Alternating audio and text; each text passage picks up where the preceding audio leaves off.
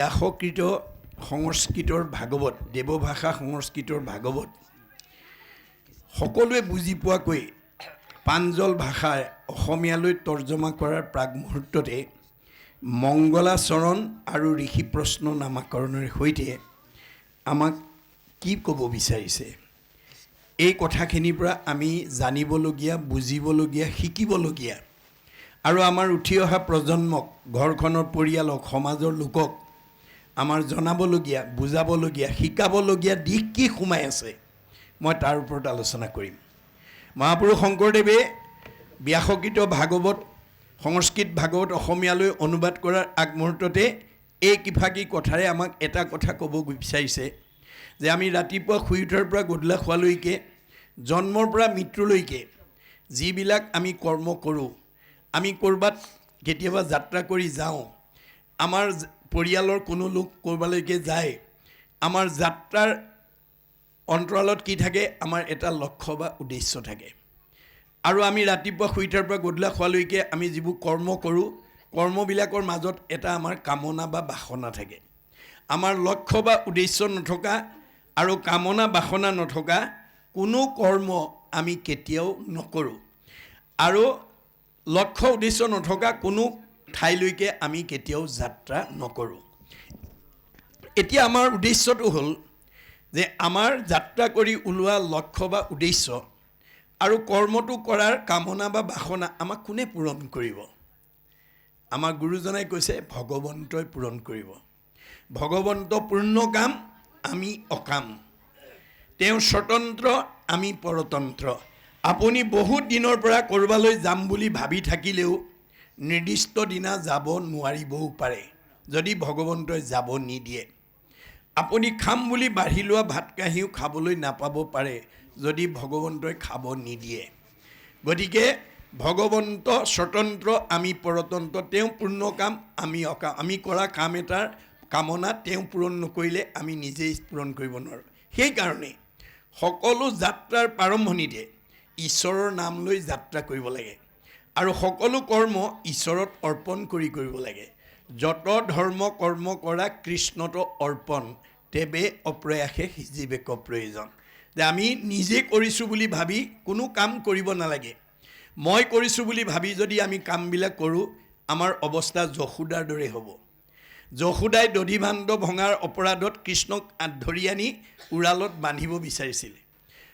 ৰাজভঁৰালৰ সমস্ত জৰিৰে বান্ধে, দুআঙুলে নাটে, আকৌ জোৰা দিয়ে, দুআঙুলে নাটে। আমাক কি দেখুৱাইছে যে যশোদাই যি সময়লৈকে মই বান্ধিছোঁ, মোৰ পুত্ৰক বান্ধিছোঁ বুলি ভাবি আছিলে, তেতিয়ালৈকে তেওঁ অহংকাৰ হৈ আছিলে। যে অহংকাৰে আমি ভগৱন্তক বান্ধিব নোৱাৰোঁ। গতিকে সমস্ত কৰ্মক মই কৰোঁ বুলি মানে অহংকাৰো বুলি তাকো জানিবা আপোনে। মই কৰিছোঁ বুলি ভাবি যদি কাম কৰে, আপোনাৰ অহংকাৰ থাকিব। অহংকাৰী মানুহৰ মনৰ কামনা ভগৱন্তই পূৰণ নকৰে। আমি ভক্তিভাৱেৰে, মই নিমিত্ৰ, তুমি কৰাইছা, আমি ভগৱন্তৰ দ্বাৰাই ভগৱন্তত অৰ্পণ কৰি কৰ্মটো কৰিব লাগে। এই কথাটো যাত্ৰা কালত কৃষ্ণ বুলি বা ভগৱানৰ হাজাৰটা নাম, এটা নাম উচ্চাৰণ কৰি যাব লাগে। আপোনাৰ ল'ৰা ছোৱালীক ক'বলৈ গ'লে মাক বাপেকে চকু দিব লাগে। বোপাই স্কুললৈ যোৱা, ফুৰিবলৈ যোৱা, কৃষ্ণ বুলি কৈ যোৱা, ৰাম বুলি কৈ যোৱা। আপোনাৰ উপদেশৰ মতে যদি তেওঁ কৃষ্ণ বা ৰাম বুলি যদি যাত্ৰা কৰে, তেতিয়া যিটোজনে যাই নাম উচৰি, তাৰো পাছে পাছে ভ্ৰমন্ত হৰি। বৎসক স্নেহ যেন ধেনু ধাৱে, ভজিও জানি হেন হৰি পাৱে। আপোনাৰ গৰুজনীয়ে পোৱালিটো যেনেকৈ মুখৰ আগত কোনো শত্ৰুৱে আক্ৰমণ কৰিব নোৱাৰাকৈ লৈ যায়, ঈশ্বৰৰ নাম লৈ যাত্ৰা কৰা জনক ভগৱানে তেনেকৈ ৰক্ষা কৰে বুলি ভাগৱতে কৈছে। একচিত্ত মনে যিটো মহাজনে, ফুৰে গুণ নাম স্মৰি, তাকো ৰক্ষা কৰি, ফুৰয় সদায় হাতে কৌমদকী ধৰি। কৌমদকী মানে গদা, গদা মানে নাম। শংখ চক্ৰ গদা পদ্ম, গুৰু দেও নাম ভকত। মানে এই গদা হৈছে নামৰ প্ৰতীক। গতিকে আমাৰ সকলো পৰিয়ালবৰ্গৰ লোকে যাতে যাত্ৰাৰ কালত ঈশ্বৰৰ নাম লৈ যাব পাৰে, কৰ্মটো যাতে ঈশ্বৰত অৰ্পণ কৰি কৰিব পাৰে, এই আদৰ্শটো আপোনালোকে প্ৰথম পৰিয়ালত জনাব লাগিব। সেইকাৰণে ইয়াত কৈছে, জয় জয় কৃষ্ণ কৃপাময় মহেশ্বৰ, যাৰ আজ্ঞা শিৰে বহে ব্ৰহ্মা হৰি হৰ। আপুনি মইনো কোন সৃষ্টিকৰ্তা ব্ৰহ্মা, সংহাৰকৰ্তা শিৱ, পালনকৰ্তা মানে বিষ্ণুৱেও ভগৱন্তৰ আজ্ঞামতেহে কাম কৰে। তেওঁলোক স্বতন্ত্ৰ নহয়, তেওঁলোক আজ্ঞাবাহী ভিত্ৰ। গতিকে আপুনি মইনো কোন আৰু সেইটো তুলনাত তে আমি তেওঁৰ আজ্ঞাবাহী মানে ভিত্তৰূপে নিজকে দাসত্ব স্বীকাৰ কৰি আমি যাতে কৰ্মবিলাক কৰি যাব পাৰোঁ তাৰ প্ৰতি গুৰুত্ব দিব লাগিব। মৎস্য কুৰ্ম আদি অংশ অৱতাৰ যাৰ ঈশ্বৰ কৃষ্ণক কৌটি কৌটি নমস্কাৰ। যে তেওঁ ভাগৱতৰ আৰম্ভণিতে কোটি কোটি বাৰ ভগৱন্তক নমস্কাৰ কৰিছে। কি বুলি? যে মৎস্য কুৰ্ম আদি অংশ অৱতাৰ যাৰ, যিজন ভগৱানে প্ৰয়োজন বোধ হ'লে মাছ কাছ গাহৰি জন্ম লয়। কাৰ কাৰণে? ব্ৰহ্মাক কৈছে, হেৰা ব্ৰহ্মা, মোৰ জাতিকুল ক'ত দেখুছা? মোৰ জাতি কুল কৈত আছে সৃষ্টিকৰ, মৎস্য কুৰ্ম শুকৰ আদি ধৰো কলেবৰ। মোৰ জাতিকুল ক'ত দেখিছা ব্ৰহ্মা? তথাপিতো মই মাছ কাছ গাহৰি হ'ব লগা হয়। কিয়? স্বভাৱতে অজময়ী, জন্ম নাহি যাৰ, ভকতৰ ইচ্ছাই মই ধৰো অৱতাৰ। মই স্বভাৱতে অজব্ৰহ্ম, মোৰ কোনো জন্মও নাই মৃত্যু নাই, তৎসত্ত্বেও মই জন্মও হওঁ মৃত্যু হওঁ। কিহৰ কাৰণে? ভকতৰ ইচ্ছা পূৰণৰ কাৰণে। মনত ৰাখিব কথাটো। আপোনালোকৰ পৰিয়ালটো, আপোনালোকৰ সমাজখন, আপোনালোকৰ ব্যক্তিগত জীৱনটো ঈশ্বৰৰ প্ৰিয় হ'বলৈ হ'লে আপুনি ভকত হ'ব লাগিব। মনত ৰাখিব দেই। প্ৰথমতে নিজে ভকত হৈ লওক, তাৰপিছত পৰিয়ালটো, তাৰপিছত সমাজ, তাৰপিছত আপুনি আগবাঢ়ি গৈ থাকক। এতিয়া ভকত হ'বলৈ চেলেং গামোচা এখন কাণত ল'লেই নহ'ব। চেলেং গামোচাটো ভকত নহয়। চেলেং গামোচা আমাৰ এটা জাতীয় পোচাক। ভকত হ'বলৈ হ'লে 3টা আখৰৰ গুণ থাকিব লাগিব দেই। মনত ৰাখিব, ভকত। তেতিয়া আপুনি ঈশ্বৰৰ প্ৰিয় হ'ব। আৰু ঈশ্বৰৰ যদি প্ৰিয় হয়, আপোনাৰ পৰিয়ালটোক, আপোনাৰ ব্যক্তিগত জীৱনটো কেতিয়াও দুখৰ সন্মুখীন হ'ব নালাগে। কোননো দুৰ্লভ আছে হৰি সুপ্ৰসন্ন। আপোনালোকে প্ৰত্যেকেই ঘৰখনত কৃষ্ণক ৰাখিবলৈ যত্ন কৰক। প্ৰথম এইখন ঘৰ মহুৰ সেৱাৰ যোগ্য মনুষ্য শৰীৰ, ইহাকে বুলিয় গৃহ জানা মহাবীৰ। প্ৰথমতে এইখন ঘৰত কৃষ্ণক ৰাখক। কৃষ্ণ থকা ঘৰখনৰ মানুহ আনন্দত থাকিব, মানে মিলা প্ৰীতিয়ে থাকিব, মৰম চেনেহৰ মাজত থাকিব। আৰু যিখন ঘৰত কৃষ্ণ নাই, কাজিয়া পেচাল লাগিব, মনোমালিন্য হ'ব, আৰু দুখ বেদনাই তেওঁলোকক পীড়ি থাকিব। মনত ৰাখিব কথাটো। গতিকে কৃষ্ণক আপুনি মাতিব নালাগে, কৃষ্ণই নিজে আপোনাৰ ঘৰলৈ আহিব। কেতিয়া? যিটো নাম লয় হৰি তাৰ হয়, ই কোনো ৰহস্য বৰে। যেই নাম সেই হৰি, জানা নিষ্ট কৰি, নামৰ সংগ নচাৰন্ত হৰি। আপোনাৰ ঘৰত ৰাতিপুৱা গধূলি যদি ধূপ ধূনা জ্বলে, ঈশ্বৰ উপাসনা কৰে, আপোনাৰ ঘৰলৈ কৃষ্ণ নিজে আহিব। আপুনি কৃষ্ণক মাতিব নালাগে, কৃষ্ণ নিজে আহিব। গতিকে আমাৰ এইখন ঘৰ আৰু পৰিয়াল থকা ঘৰখনত যাতে আমি ঈশ্বৰৰ নাম ল'ব পাৰোঁ, তাৰ প্ৰতি প্ৰথম গুৰুত্ব দিব লাগিব দেই। কৃষ্ণ নাম নল'লে কি হ'ব তাকো কৈছে ভাগৱতে। শ্ৰৱণ কীৰ্তন জৈত কৃষ্ণৰ নকৰে, তৈতেষে ৰাক্ষসীগণে বিঘিনি আচৰে। যিখন ঘৰত পুৱা গধূলি ধূপ ধূনা নজ্বলে, ঈশ্বৰ উপাসনা নকৰে, সেইখন ঘৰলৈ ৰাক্ষসবিলাক আহে। অঘাসুৰ, বকাসুৰ, পলম্বাসুৰ, অৰিষ্টাসুৰ, পুতনা, ব্যোমাসুৰ। গতিকে তেওঁলোক কায়িকভাৱে নহয়, স্বভাৱগতভাৱে আহে, গুণগতভাৱে আহে।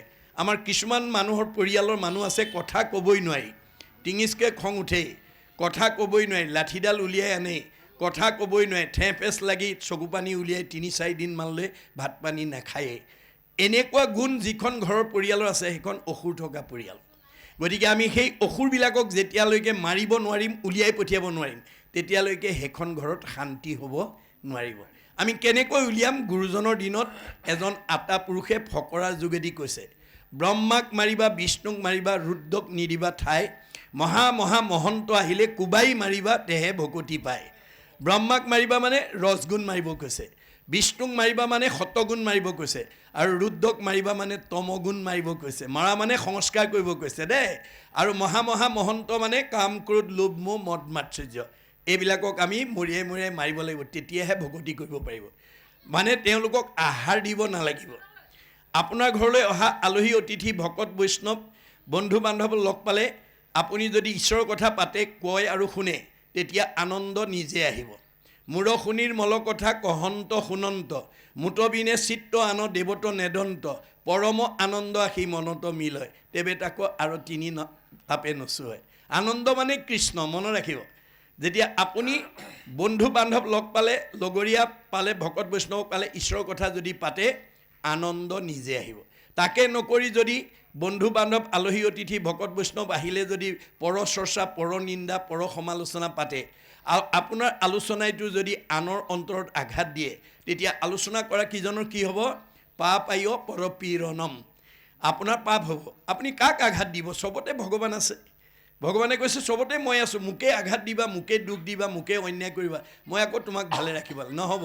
ভাগৱত শুনি এই বেয়া স্বভাৱবিলাক এৰিবা। আমি ভাগৱত শুনিবলৈ কি আহিব লাগে? বেয়া এৰি ভাল ল'বৰ কাৰণে। যেতিয়ালৈকে আপুনি বেয়া লৈ থাকিব, তেতিয়ালৈকে আপোনাক ভগৱানে ভালত ৰাখিব নোৱাৰে। সেইকাৰণে দাৰ্শনিক পণ্ডিতে কৈছে, bed is bed and good is good, do bed never never and do good ever ever. বেয়াটো সদায় বেয়া, তাক ত্যাগ কৰিব, ভালটো সদায় ভাল, তাক আঁকোৱালি ল'ব।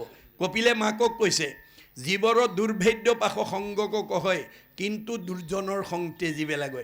মা, তুমি যদি ভাল মানুহ হ'ব খুজিছা, বেয়া মানুহৰ সংগ ত্যাগ কৰিবা।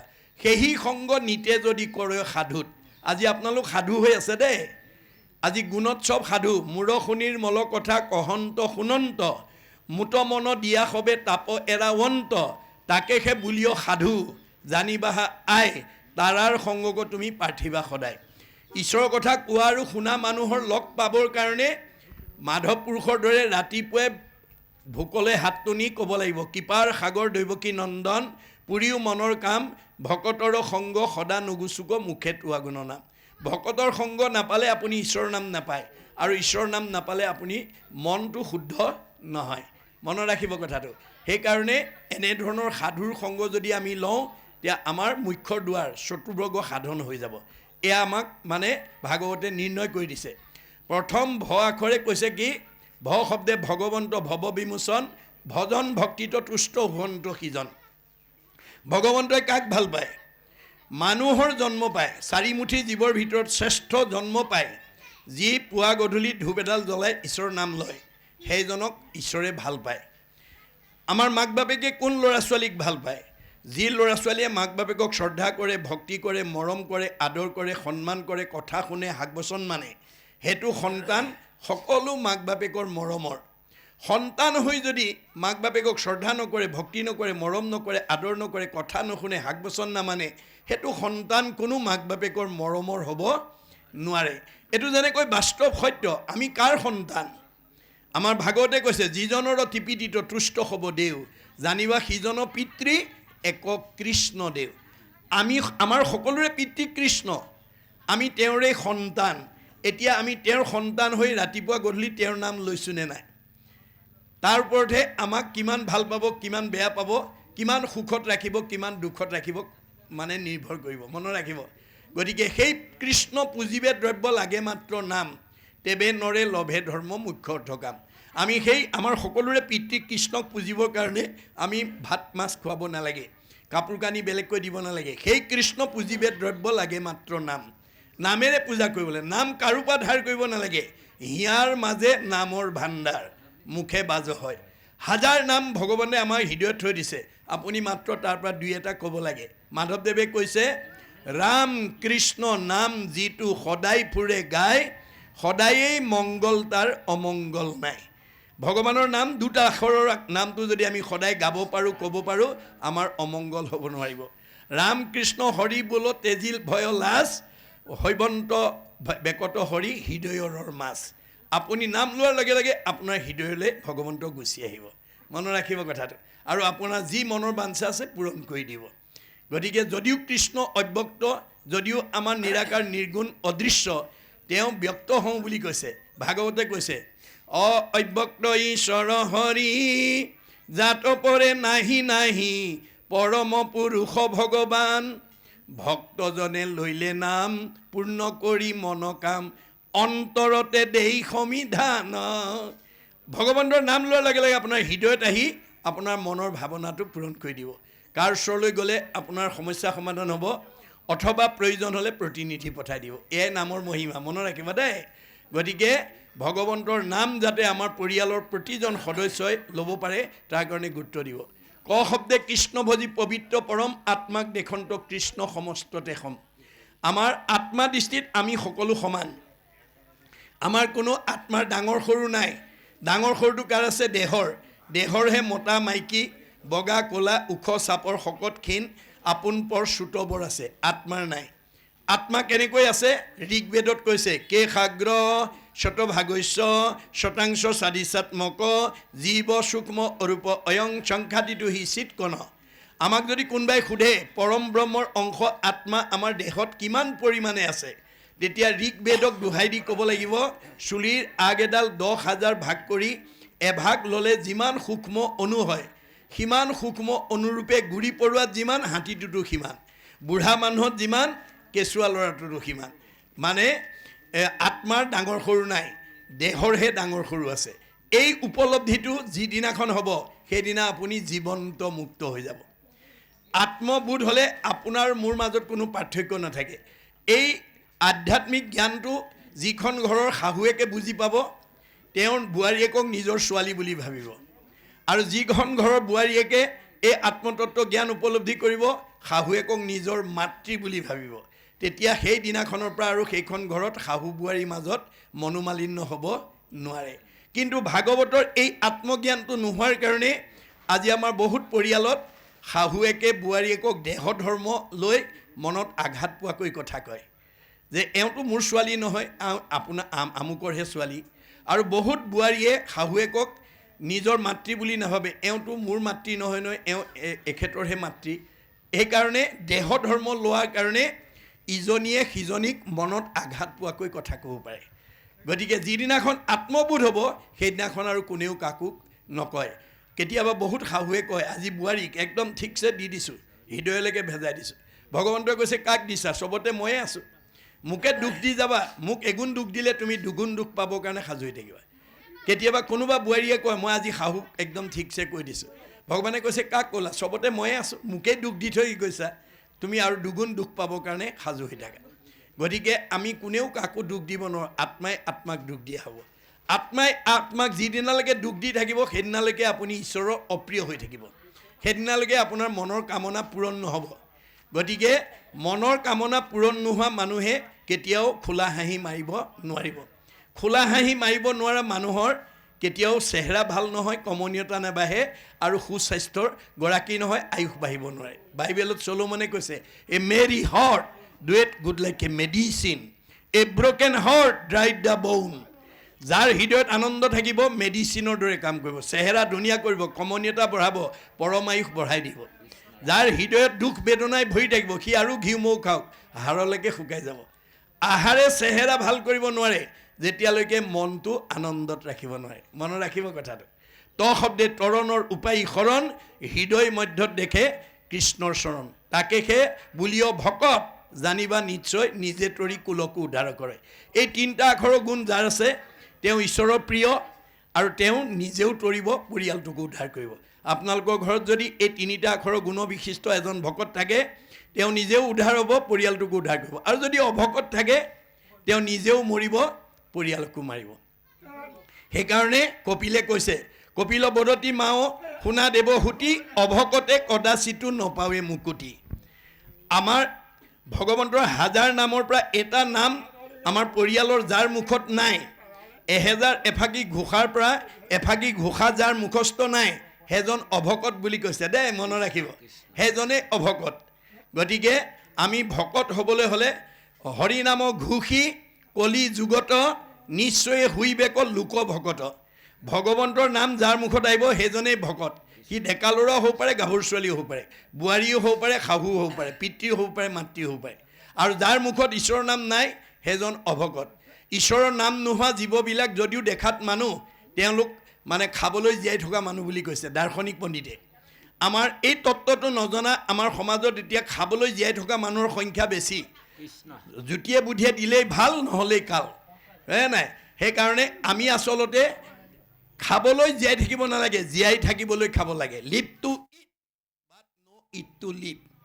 আজি আমাৰ সমাজত খাবলৈ জীয়াই থকা মানুহৰ সংখ্যা বেছি, জীয়াই থাকিবলৈ খোৱা মানুহৰ সংখ্যা কম। সেইকাৰণে তেনে গুণবিশিষ্ট লোক স্বামীৰ অনুপযুক্তি বুলি লক্ষী স্বয়ম্বৰত লক্ষীয়ে দৈত্যগুৰু শুক্ৰাচাৰ্যক নাকচ কৰিছে। লক্ষী স্বয়ম্বৰত লক্ষীক পাবৰ কাৰণে দৈত্যগুৰু শুক্ৰাচাৰ্য গৈ বহি আছিল। লক্ষীয়ে গৈ তেওঁক কৈছে, জানো দৈত্য গুৰু শুক্ৰ সুন্ত মহাজ্ঞানী, তথাপি নেৰন্ত সংগ লোভাবিষ্ট প্ৰাণী। হে শুক্ৰাচাৰ্য, তুমি যে এজন জ্ঞানী মানুহ মই চিনি পাওঁ, কিন্তু তুমি বৰ লোভীয়া। লোভীয়াতো পৰে সংসাৰত নাহি মন্দ, জ্যোতি খাইবে নপাইলে লগাইবে নিতে দণ্ড। তোমাৰ নিচিনা লোভীয়া মানুহক যদি মই স্বামী বৰণ কৰোঁ, জ্যোতিয়ে বুদ্ধিয়ে খুৱাব নোৱাৰিলে তুমি সদায় মোৰ লগত কাজিয়া কৰিবা। তোমাৰ নিচিনা স্বামী মই বৰণ কৰিব নোৱাৰোঁ। মনত ৰাখিব কথাটো। আমাৰ ভাগৱতে চব নিয়ম নীতিৰ কথা কৈ আছে, আমি মাত্ৰ জানিব লাগিব। আৰু অৰ্জুনে তাতেই ক্ষান্ত থকা নাই, অৰ্জুনে আৰু জানিব বিচাৰিছে কি বুলি, যে প্ৰভু তিনিটা আখৰ বাদেও ভকতৰ আৰু কি প্ৰয়োজনীয় গুণ থাকিব লাগে। অৰ্জুনে বুলন্ত প্ৰভু শুনা নাৰায়ণ, ভকতৰ কি কি গুণ অতি প্ৰয়োজন। আমাৰ ভকতৰ প্ৰয়োজনীয় গুণ কি থাকিব লাগে? ঈশ্বৰে কহন্ত সখী শুনা ধনঞ্জয়, ভকতৰ যি যি গুণ থাকিবে লাগে। আৰু কি গুণ থাকিব লাগে শুনা, ক্ষমা শীল সম দম ইন্দ্ৰিয় সংযম, এহি পঞ্চতত্ত্ব ভকতৰ আশ্ৰয় নিয়ম। আৰু এই 5টা ভাল নিয়ম থাকিব লাগিব। এহি পঞ্চতত্ত্ব যিটোজনে কৰিব প্ৰকাশ, সেহিহে জানিব ধৰ্ম নামতো বিশ্বাস।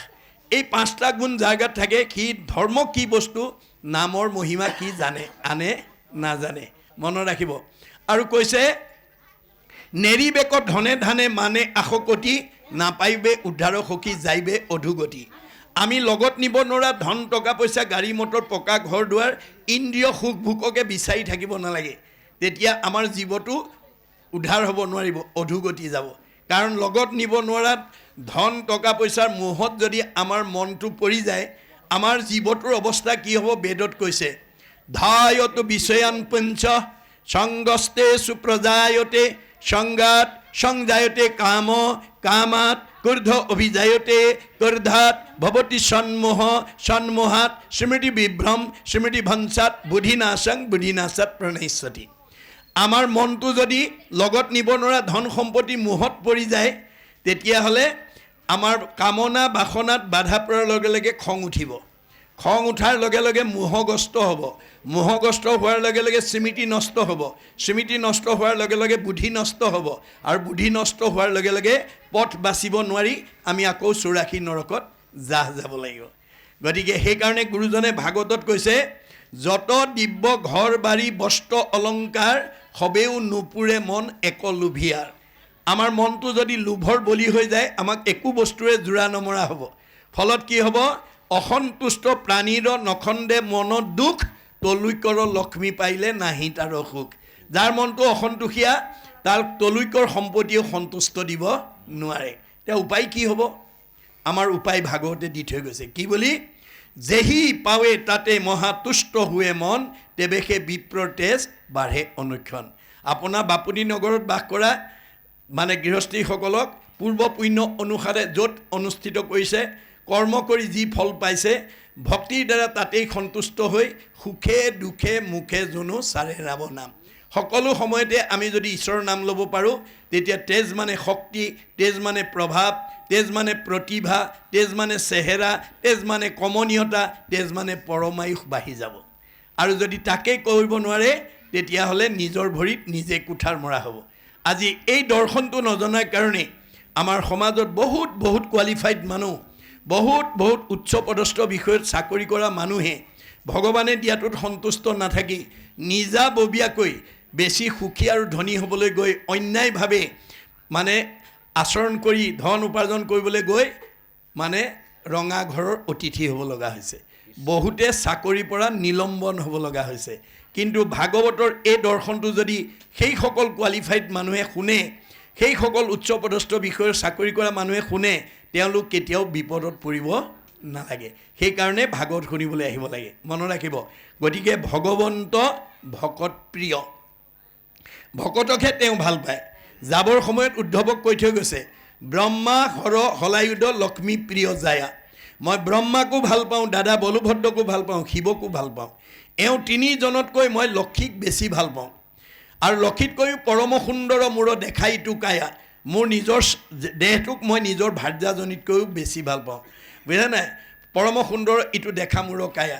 সবাতো অধিক তুমি মোৰ প্ৰিয়তম নাহি আনো বান্ধৱ উদ্ধৱ তুমি সম কিন্তু মোৰ নিজৰ দেহটোতকৈও মই তোমাক ভাল পাওঁ গতিকে ভগৱন্তই নিজতকৈও ভকতক ভাল পায় গতিকে আপোনালোকে ভকত হ'বলৈ যত্ন কৰিব লাগিব পৰিয়ালটোক ভকত কৰিব লাগিব গতিকে ভকত কৰিবলৈ মাত্ৰ ঈশ্বৰৰ নাম ল'ব লাগিব বছ হৰি নাম ঘোষি কলি যুগত নিশ্চয় হৈবেক লোক ভকত সহজ উপায় দেই কলি যুগৰ মানুহ হিচাপে আমি ঈশ্বৰৰ হাজাৰটা নামৰ পৰা যদি এটা নাম আমি ল'ব পাৰোঁ তেতিয়া আমি ভকত হ'ম আৰু যদি এটা নামো আমাৰ মুখত নোলায় অভকত হ'ম অভকত অধুগতি যাব ভকত মুক্তি পাব এয়াই হৈছে তেওঁ কৈ থৈ যোৱা কৰ্ম সেইকাৰণে কৈছে যে স্বভাৱতে অজময়ী জন্ম নাহি যাৰ ভকতৰ ইচ্ছাই মই ধৰোঁ অৱতাৰ এয়া হৈছে তেওঁ কোৱা কথা নমো নমো মধু মূৰৰ ৰিপু মহাহৰি অন্তেজু উত্তম আতি হুৱে জাক চুমৰি মই অলপ আগতে কৈছোঁ দুখীয়া মানুহ ধনী হৈ যাব দুষ্ট মানুহ শান্ত হৈ যাব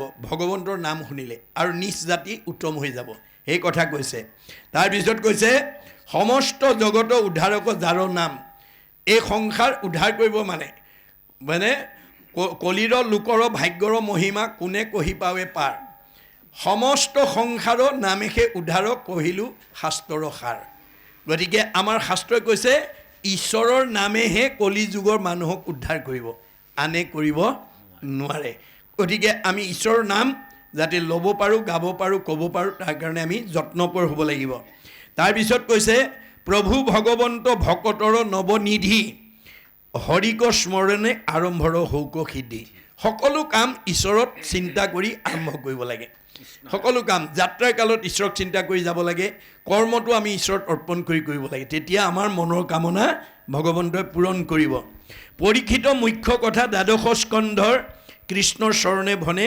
কিংকৰক কৃষ্ণৰ গতিকে পৰীক্ষিতে প্ৰথম স্কন্ধৰ পৰা দ্বাদশ স্কন্ধ শুনি যদি গতি পালে আমি পাম নে নেপাম এই বিশ্বাসটো আমাক লাগিব মহাত্মা গান্ধীয়ে কৈ থৈ গৈছে religious beliefs are based on faith ধৰ্ম দৰ্শন বিশ্বাসৰ ওপৰত নিৰ্ভৰ কৰে religion is not really what is grasped by brain but by heart ধৰ্ম দৰ্শন মগজে ঢুকি পোৱা বস্তু নহয় কাৰোবাক দেখুৱাই দিব পৰা বস্তু নহয় ই অন্তৰৰ উপলব্ধিৰ বস্তু উপলব্ধিয়ে সংস্কাৰ কৰে যাৰ উপলব্ধি নাই সি জেইছেথে সি যেনে আছে তেনেই থাকিব তাৰ জীৱনৰ কোনো পৰিৱৰ্তন নহয় গতিকে আমাৰ প্ৰত্যেককে ভগৱানে কিবা এটা নহয় কিবা এটা প্ৰতিভা দি থৈ গৈছে আমাৰ সেই প্ৰতিভাটো আপোনালোকে প্ৰণালীবদ্ধ প্ৰয়োগৰ দ্বাৰা বিজ্ঞানলৈ উত্তৰণ কৰিবলৈ শিকিব লাগিব বিজ্ঞানটোক উপলব্ধিৰ দ্বাৰা দৰ্শনলৈ উত্তৰণ কৰিবলৈ শিকিব লাগিব দৰ্শনটোক উপলব্ধিৰ দ্বাৰা ধৰ্মত নি প্ৰতিষ্ঠা কৰিব লাগিব তেতিয়া ধৰ্ম ৰক্ষতি ৰক্ষিত তেতিয়াহে ধৰ্মই আমাক ৰক্ষণাবেক্ষণ দিব ধৰ্ম এবো হতু হন্তি ধৰ্মক যদি আমি নাৰাখোঁ ধৰ্মই আমাক ৰাখিব নোৱাৰে এতিয়া আপোনালোকক কাৰোবাক ডাক্তৰ ইঞ্জিনিয়াৰ অফিচাৰ প্ৰবক্তা অধিবক্তা বুদ্ধিজীৱী জ্ঞানী মানি কাক কি প্ৰতিভা দিছে আপোনালোকে জানে কিন্তু তাক প্ৰয়োগ কৰিবলৈ শিকিব লাগে আমাৰ দাৰ্শনিক পত্ৰিকা systematic knowledge is science realise science is philosophy realise philosophy is religion is the highest sense of philosophy প্ৰণালীবদ্ধ জ্ঞানক বিজ্ঞান বুলি কৈছে বিজ্ঞানটো যেতিয়া উপলব্ধি কৰিব দৰ্শন হ'ব দৰ্শনটোক যেতিয়া উপলব্ধি কৰিব ধৰ্মতকৈ আৰু শ্ৰেষ্ঠ দৰ্শন নাই শংকৰদেৱে এটা বাক্যত বুজাই দিছে যতেক দেখা খোজ সমুদায় হস্থিৰ খোজত সবে লুকায় এহিমতে যত বিশ্ব সমস্ত কৃষ্ণতে জানা সবে যাই অস্ত প্ৰকৃতি জগতত যিমানবিলাক জীৱ জন্তু দেখিছে সকলো জন্তুৰ খোজ হাতীৰ খোজত লুকাই যায় হাতীৰ খোজতকৈ আৰু ডাঙৰ খোজ একো প্ৰাণীৰে নাই আমাৰ এই পৃথিৱীত যিমান ডাঙৰ মানুহ আছে ৰাষ্ট্ৰপতিও কৃষ্ণতে বিলীন হ'ব লাগিব সাধাৰণ নাগৰিকো কৃষ্ণতে বিলীন হ'ব লাগিব MLA মিনিষ্টাৰো কৃষ্ণতে বিলীন হ'ব লাগিব ঠেলাওলা ৰিক্সাওলাও কৃষ্ণতে বিলীন হ'ব লাগিব আপোনালোকৰ এই বাপতি মানে গড়ৰ ধনী মানুহজনো কৃষ্ণতে বিলীন হ'ব লাগিব দুখীয়া মানুহজনো কৃষ্ণতে বিলীন কৃষ্ণৰ ব্যতিৰেকে আৰু দ্বিতীয় নাই সেইকাৰণে গুৰুজনে কৈছে কৃষ্ণক পুজিলে পূজা সমস্তৰে হয় পৃথকে পুজিলে পূজা কেহু নলয় আপুনি কৃষ্ণক সেৱা কৰি যাওক আপোনাৰ পিছত কৃষ্ণ যাব ভাগৱতে কৈছে যিটো জনে যাই হৰি নাম সেবী পাছত ফুৰে যত দেৱ দেৱী যতেক তীৰ্থে তাক স্তুতি কৰৈ তাৰ বায়ু পাপ সমস্ত হৰৈ আপুনি যাত্ৰাৰ কালত যদি কৃষ্ণ বুলি সেৱা কৰি যাব পাৰে আপোনাৰ পিছত কৃষ্ণ যাবলৈ বাধ্য হয় আৰু কৃষ্ণ য'ত যাব চব দেৱ দেৱতা তাৰ পিছত যাব আজ্ঞাবাহী আৰু সেইজনক বাটেদি যাওঁতে যদি আপুনি বাৰণ্ডাৰ পৰা হাত দুখন কৃষ্ণ বাপ গৈছে বুলি ক'ব পাৰে বিষ্ণু বৈষ্ণৱক দেখি কৰৈ নমস্কাৰ হৰৈ কোটি জনমৰ পাতকতাহাৰ ইমান মহিমা নামৰ মনত ৰাখিব কথাটো আজি যে আপোনালোক ভাগৱত শুনিবলৈ আহিছে বাটত আহোঁতে যদি কোনোবাই আপোনালোকক বন্ধু বান্ধৱ বা ভকতে লগ পাই যদি আপোনাক দৰ্শন কৰিছে কথা পাতিছে তেওঁৰ কি পুণ্য হ'ব বেদত কৈছে বৈষ্ণৱালয় সমীপস্থান বিষ্ণু সেৱাৰ্থে গতান ছান্দালান পতিতান পিস্পৃষ্টুৱা ন স্নান মাচৰি ঈশ্বৰৰ কথা শুনিবলৈ যোৱা লোক নামঘৰৰ কাষত বাস কৰা লোকক দৈব্যবশে যদি দৰ্শন পৰ্শন হয় গা নধুলেও হয় ইমান পুণ্য এইটো অকল হিন্দু দৰ্শন নহয় মুছলমানসকলৰো এই দৰ্শনটো আছে বছৰত হজ কৰিবলৈ দুখীয়া মানুহবিলাক আৰৱলৈ যাব নোৱাৰে ধনী ধনী মানুহবোৰ যায় সেই ধনী মানুহবোৰে যেতিয়া